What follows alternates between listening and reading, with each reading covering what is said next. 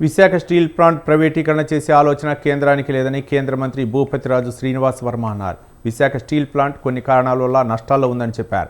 Visakha steel plant ప్రైవేటీకరణపై AP ప్రజల మనోభావాలు దెబ్బతిన్నాయన్నారు.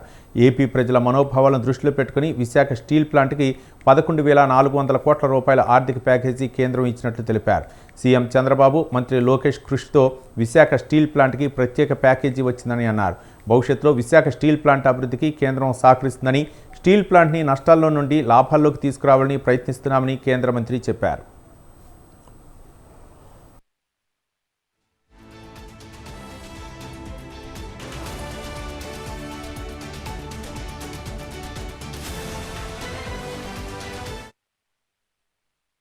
రాబోయేటువంటి రోజుల్లో విశాఖ స్టీల్ ప్లాంట్కు మనుగడకు ఏ విధమైనటువంటి ఇబ్బంది ఉండదు అనేటువంటి విషయాన్ని సందర్భంగా స్పష్టం చేస్తుంది.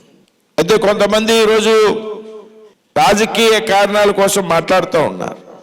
30,000 కోట్ల అప్పులుంటే 11,400 కోట్లు ప్యాకేజ్ ఇస్తే ఏ విధంగా పరిశ్రమ ముందుకెళ్తుంది అనేటువంటి బాధ్యతారాహిత్యమైనటువంటి ప్రకటనలు చేస్తున్నారు.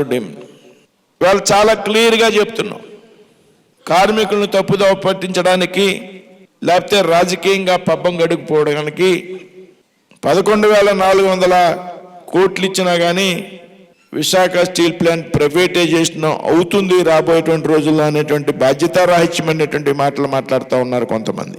విశాఖ స్టీల్ ప్లాంట్ ప్రైవేటీకరణ చేయాలి అనే ఆలోచన ఉంటే కేంద్ర ప్రభుత్వం 11,400 కోట్ల